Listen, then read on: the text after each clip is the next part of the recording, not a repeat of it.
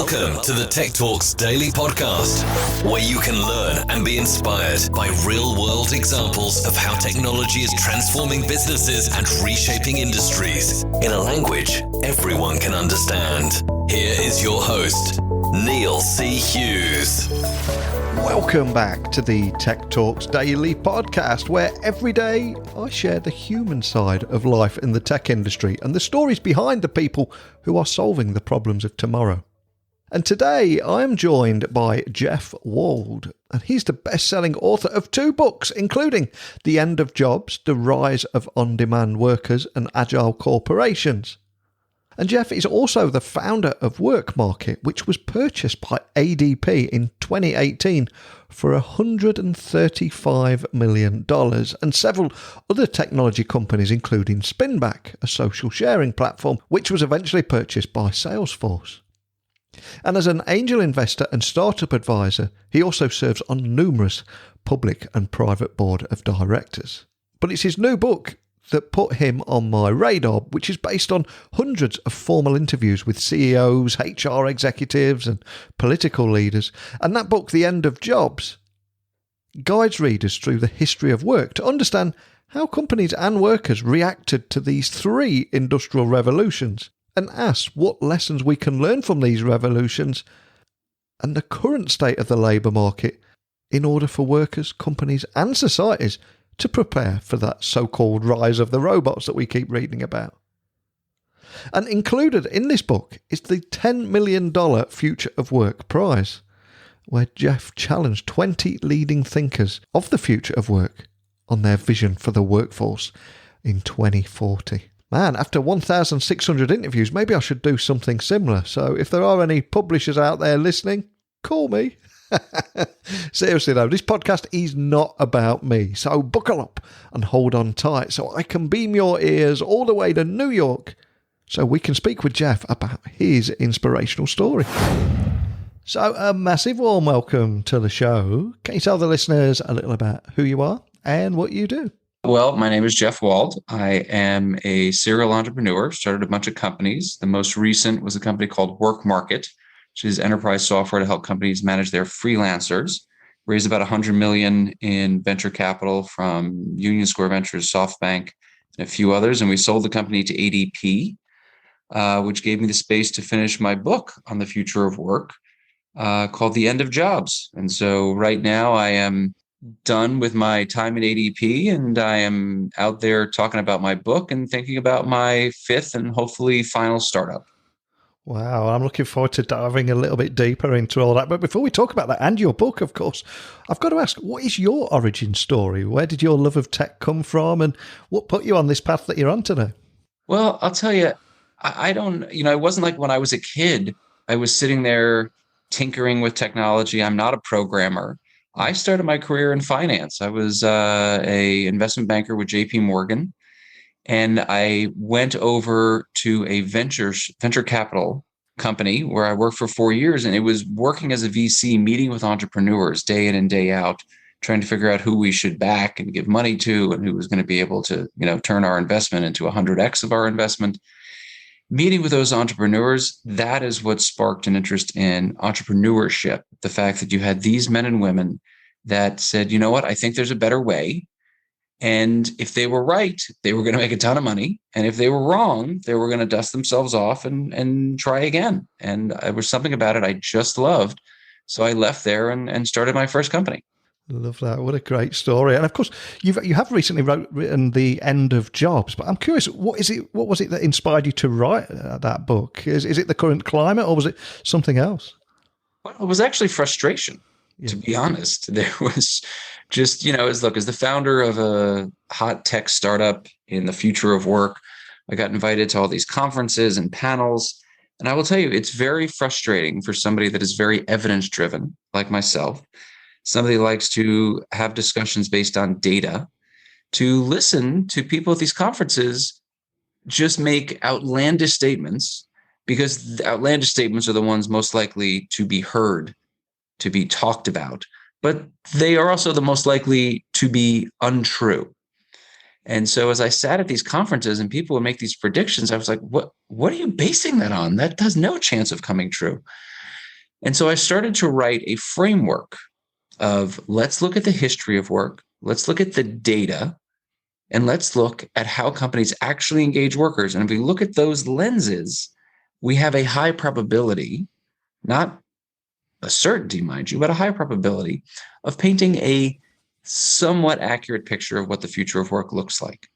And so that was why I wrote the book, was to bring this framework to the discussion around the future of work. And for anybody hearing about the book for the first time, what is your hope that'll be the biggest takeaway from anyone that reads it?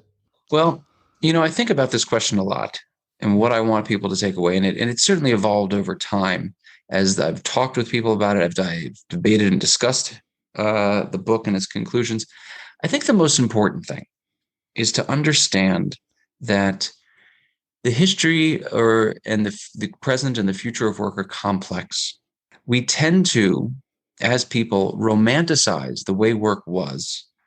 We tend to complain about how work is now, and we tend to be incredibly fearful of how work is going to become, even though historically work for everybody, for companies, for workers, for society, has gotten better and better and better. And so the main things I want people to take away are you need to be thoughtful when you're thinking about the future of work. You need to use those evidence bases we talked about, history, data, and how companies engage workers. You need to not paint with a broad brush, because what is true in one industry or for one job function is not true for others. And you need to know that these simple conclusions of, oh, this new technology exists, so therefore these jobs are going to go, is almost never true. And so if we understand those things, we maybe cannot overreact when people make outlandish predictions. Oh, all these jobs are going to go. Oh, this whole industry is going to change. I hope when people read the book, they'll say, well, actually, what's your data around that? Well, is that applicable to all places? Well, actually, most jobs don't go in that way. So why do you think it's going to happen this time? If I can help people think about the future of work that way, I will have considered this a job well done. And that is so refreshing to hear, because we often forget that 10, 15 years ago, there was no such thing as social media managers. And there's so many new roles that appear because of that. And Completely true. It is. And I think also that the businesses that do the best in the future are going to be the ones that work alongside technology rather than replacing people with new tech solutions. But I'm curious, in your opinion, what are some of the pros and cons to a future where companies and employers are all increasingly relying heavily on technology in a world where we expect to work anywhere, everywhere, on every device, but there isn't an IT team nearby as well, is there? Well, I'll say this. When we think about the future of work, there are a few things that are very clear, uninterrupted patterns, almost uninterrupted patterns, I should say, in the history of work. And that is that almost every single year, there are more jobs. People work fewer hours in order to earn a higher standard of living. Those are almost uninterrupted trends over the last 200 years. Mm-hmm. So when I think about how technology is going to impact the future of work, is it a positive, is it a negative? I say, well, over the last 200 years, it has driven these changes of creating more jobs, of having people work fewer hours, and allowing people to have a higher standard of living. And so in some ways, you want to say, well, it's all a pro. But the reality is that for many people in many job functions, there will be job loss. And that is a clear con. And a lot of people like to gloss over the transition period that happens in these industrial revolutions or periods of tremendous technological change. And we're in one now with the robots and AI. And like say, oh, well, everything's going to be better because it always is. And, I say, yes, that is correct. But let's not gloss over the transition period and the tens of millions of people that are going to lose their jobs, and the obligation we have as a society to ensure that retraining and all kinds of other support is in place to ensure that those people can move from the industries, the job functions, in some cases, the geographies where work and jobs are dying, to the places where it is growing. And if we do that, then we got nothing but upside to these transitions. Yeah, and they do say that bad news sells and good news doesn't, and that's why stories like this need to get out there, because I think we're all sick of seeing those stories on our news feed with the robots from Terminator with the red eyes coming to take our jobs and coming to take over the earth, and it's so inaccurate. And as someone that works in the industry and speaks with so many different businesses, and especially when you're researching your books and your startup as well, what is the best piece of advice anyone has ever given you? Is there anything that springs to mind? Well, I always think about my favorite piece of advice in startup land. And when I say in startup land, that is because there are actual t-shirts of this. I've seen it on t-shirts. I've seen it on bracelets. It says the key to success is getting knocked down 7 times and getting up 8. And there are a few reasons I like it. One is that it's just very evocative, right? You can kind of picture the person getting knocked down, picking themselves up, dusting themselves off, and moving forward. And that's what you got to do in the entrepreneurial world. You got to pick yourself up, dust yourself off, and keep going. The second reason I love it is that the numbers, right? Like you get knocked down 7 times, and that's what happens when you're doing a startup. You get knocked down again and again and again, and it is tough. It is tough to keep picking yourself back up, or looking around for that hand that will help you back up. And there are certainly ample hands to help you back up if you look for them. But the third reason I love it is that it actually is mathematically inaccurate. I mean, if I got knocked down 7 times, I would get up 7 times. Why would I get up 8? But again, this thing's on t-shirts and everywhere. So it's become the statement, even though it really should be, but it's not as catchy. Get knocked down 7 times and get up 7 times. I bet there's people listening all over the world Googling those T-shirts as we speak.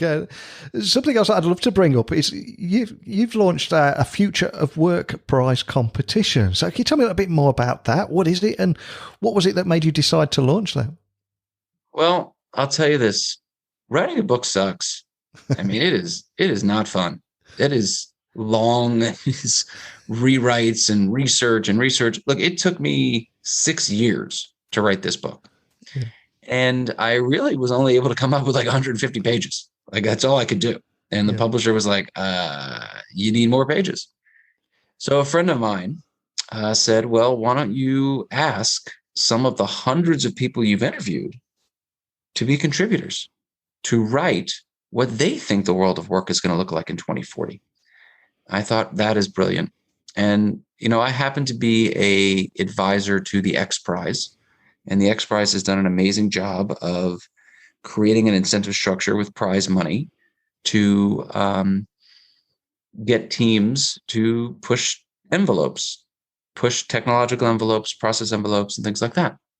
So I thought, you know what, let me borrow a page from our friends at the X Prize, and I will personally put up $10 million for whoever is the most correct. Because look, it was an ask to ask some of these people who are some of the men and women that are shaping the future of work. Hey, can you take 20 hours out of your day, which is back to back to back as it is, and write a piece for my book? And so I put this together as the Future of Work Prize. And we had a number of people write, a number of people commit to write, some who couldn't get it done on the deadline, some whose companies, vetoed their agreement to write. And we received, I believe, about 40 submissions. And my editors and I selected down the top 20. And those 20 are in the book. And there is a complex voting process tied into some legal agreements between me and the contributors. And on January 1st, 2040, some votes will take place, and somebody that has contributed to the book will win the prize. Wow, that's an incredible story, man. We're going to have to get you back on towards the end of the year and find out who won that prize, because like you say, it is hard work writing a book. And I think most people that have done it, at the end of it, they're like, I'm not doing that again. And is this your 5th book, did you say? Is that right? Well, I'm going to start my 5th company. This was my 2nd book. Your 2nd book. So how long was it since your first book? Because it is, you do kind of promise yourself you won't do it again, but then once that wears off, you want to do it, don't you? I was actually working on both at the same time. And so the first book actually came out, which is an entirely different topic, nothing to do with work. It was a book on raising children called The Birthday Rules. The Birthday Rules came out in 2016, I believe. And we were already deep in the process of writing The End of Jobs. It had a different title then, but we had already started that process. Wow. I mean, there is so much of you out there with your books and your businesses and everything, but I'm curious, is there anything that you could share that listeners might be surprised to learn about you? Is there anything you can share there? Sure. Well, one thing that I didn't talk about very openly and very honestly, quite frankly, was what happened with my first startup. And everybody likes to celebrate startup success. And I've been super fortunate with the companies that I've started subsequent to the first one. And they've all had successful exits, and it's been great. But the first one didn't. The first one failed miserably and left me completely broke. I got the call from my mom, do you need to move back home? And having gone to these wonderful schools and worked at these wonderful places and at a young age and made a good amount of money, to suddenly have lost it all, that was tough. The key is being knocked down 7 times and getting up 8. Well, some of those knockdowns are tougher to get up from. And this one was tough. I didn't get out of bed for a couple of days. I didn't leave my apartment for a month, which I appreciate now. It doesn't seem like that big a deal because we all did that over a 16-month period during COVID. But it was a tough thing to shake off, and I didn't speak about it. When people would say, what happened to your first startup? I would just say, oh, it just didn't work out. I wouldn't say it bankrupted me. It left me super depressed. When I sold the second company, which was a variation of the first, I combined the two and just said, oh, I started a company through various twists and turns. We eventually sold it to Salesforce. And so it made it seem like the first one just took a little long to go. Not the first one failed miserably, left me broke. I then, after a couple of years, restarted it and tried it again. I didn't tell that story. Now I do. Now I have gotten to that point of vulnerability and comfort to be able to share it. And I think it's an important thing to share, but it's not something that I talked about a lot until recently. I think it's so important you do share it as well, because we are all locked in this world now where everyone only posts their best bits and on their highlight reel on social media feeds. And we focus on that destination, but we don't hear about the journey to that destination, do we? And that's where all the learning's done. Yes. Well, a question I always like to ask my guests is, we've shared your origin story, how you got where you are today, but I also want to learn a little bit more about the soundtrack to that story and ask if there was is there a song or a piece of music that's been the soundtrack to you writing those books, or maybe just inspires you to get in the zone before you get on stage? Is there anything that springs to mind, and is there a story behind that choice? Oh, there's something that springs to mind, and there is a story. There's always a story. Very early in WorkMarket, I was honored by some magazine as, the top startup or something. And they said, we want to, when you come on stage, what music would you like to play? And I didn't really want to go. And my marketing people said, no, you have to go. This is good for the company. And I was not really going, I just wasn't in the mood to do these things. So when they asked me what song I wanted, I said, it's Rainin' Men, which is, a very camp song. It's very popular in the gay community. And I actually happen to like the song. And, every time I hear it, it does kind of make me dance and toe tap, if you will. But they were not happy with that song choice. They refused to play it. I insisted that either they play it or I don't go. And so they did play it. And it's become my walk-on song now anywhere. And I genuinely love that song. It's one of my favorite karaoke songs. And anytime I'm anywhere and there's a song choice, I'm like, it's Rainin' Men. And it went from a joke because I was annoyed that I had to go somewhere to an actual pump up song. And I think it's just a great tune. Oh man. Rainin' Men, hallelujah. Absolutely love that. Was that the Weather Girls version, right? Oh, it's the Weather Girls. You are correct. Man, and a great band name for their song. I mean, It's just perfect. Works on a lot of levels.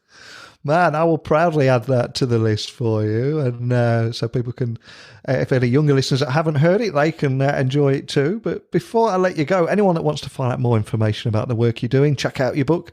What's the best starting point? Well, it's funny. In 1997, as the internet was first coming out, I raced to the domain registers and I bought jeffwald.com. I was like, I got to be the first Jeff Wald to get that. And then I sat on it for 23 years. I didn't do anything. I just paid the $19 a year to keep it. But just a couple of months ago, I put up on jeffwald.com all the information about my books, about the different investments I've made, around different speeches I've given and things like that. And so everything Jeff Wald can now be found on jeffwald.com. Awesome. Well, I'll add that link to the blog post so just so everyone can find you nice and easily and check out your work. But you've been so open and honest with me today. I just can't thank you enough for taking the time to sit down, share your story and the journey that you've been on. So thanks again, Jeff. Thank you so much for having me. So a big thank you to Jeff for sharing his insights today around the on-demand labour market, which, let's face it might be large and growing, but it is not the future of work. There will be no net jobs lost due to the rise of the robots and AI, so I'm glad that we finally retired that one. But I also loved exploring why new technologies almost never lead to the job losses that people expect, and actually creates jobs. So a big thank you to Jeff for coming on, sharing that and the lessons he learned in entrepreneurship that he learned through leading 4 big companies and investing in hundreds of others along the way too. But as I always say, I'd like to hear your stories too, your experiences, and anything you thought about today's interview. Please email me, techblogwriter@outlook.com. You can connect with me on LinkedIn, Twitter, Instagram at Neil C. Hughes, and my website is techblogwriter.co.uk. So I'm going to walk off into the sunset now, humming It's a Raining Men by the Weather Girls. Thank you, Jeff, for leaving me with that earworm, but a big thank you for listening. And until next time, don't be a stranger. Thank you for listening to the Tech Talks Daily Podcast with Neil C. Hughes. Remember, technology works best when it brings people together.